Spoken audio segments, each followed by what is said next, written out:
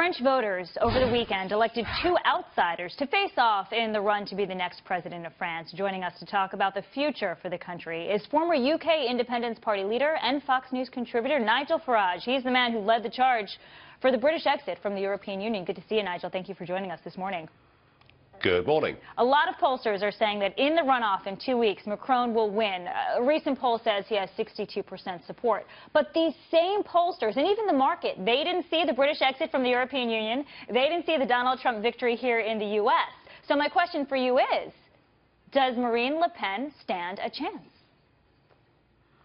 Well, Emmanuel Macron is completely unknown and untested. He's never been elected to anything before. He was a brief appointee for the Socialist administration. And you know something? I listened to his victory speech the other evening, and it was completely and utterly vacuous. Now, 2 weeks in the heat of battle in a head-to-head contest is a long time. My theory is that Macron is going to be found wanting over the course of the next couple of weeks. He clearly doesn't have a very firm political ideology other than just supporting the EU and the status quo. And I'll make this prediction, it is not going to be a 20-point win for Macron. It'll be a lot closer than that. Right, so you don't think it's going to be 60% plus for him and 30% for her, so it'll be a little tighter than that. We'll see.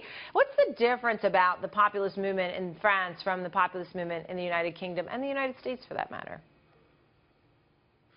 Well, in many ways they're very similar.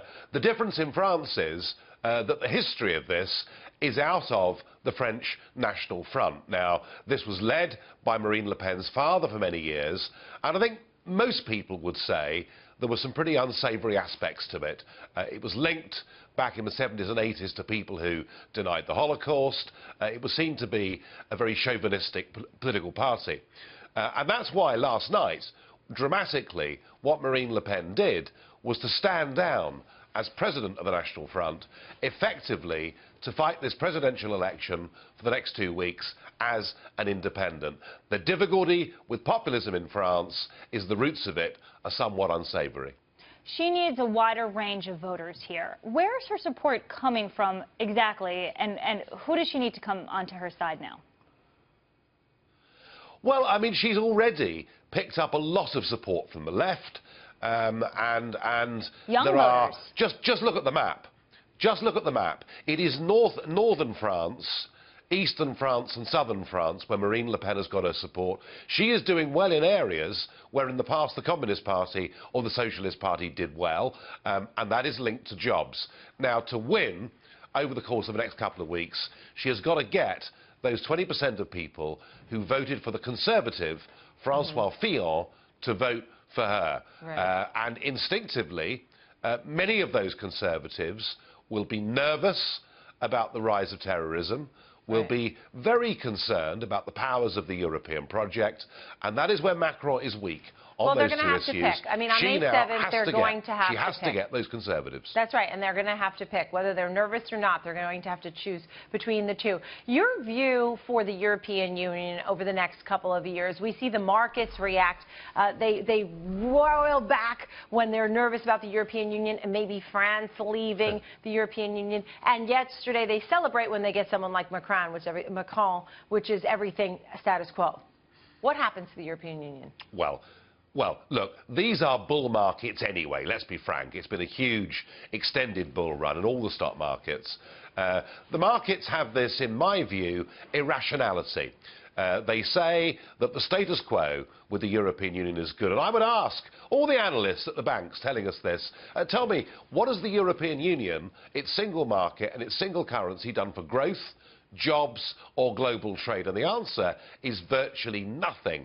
And just as we saw these same analysts say that Brexit would lead to disaster, and yet the stock market is now 21% higher in London than when we voted to leave, the same people said that a Trump victory would lead to the US markets going down. I got to interrupt. Let me just say one thing. First of all, nothing would be certainty for the markets, and the markets love certainty. As far as the British exit, it hasn't formally happened. So that really still remains a little bit uncertain going forward. Lauren?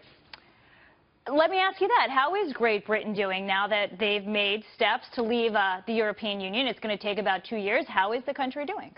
There's a general election in the UK in June. we have the biggest growth in exports for 10 years. We have the best foreign direct investment into Britain we've ever had.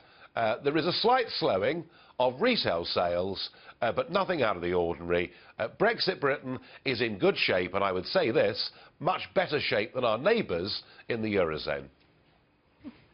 You know, there has been also a lot of focus here on some of the other elements that come into play. And what do you think are the elements that everybody else is focusing on?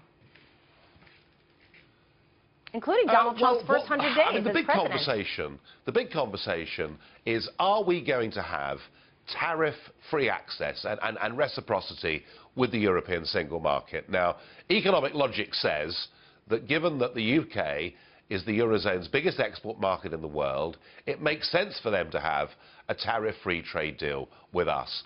Whether economic logic prevails or whether politically they decide they'd rather be seen to punish Britain for daring to leave the club, that remains to be seen. But, you know, America trades with Europe and the UK without a trade deal. China trades without a trade deal. Ultimately, you know, trade deals can help, but ultimately business is about, is your product the right price and the right reliability? And if it is, people will buy it. Nigel, I have one more question for you. The French elite, going back to France, they support Macron. They say Marine Le Pen would endanger France. What do you say to that? Look, it isn't just the French elite that back Macron.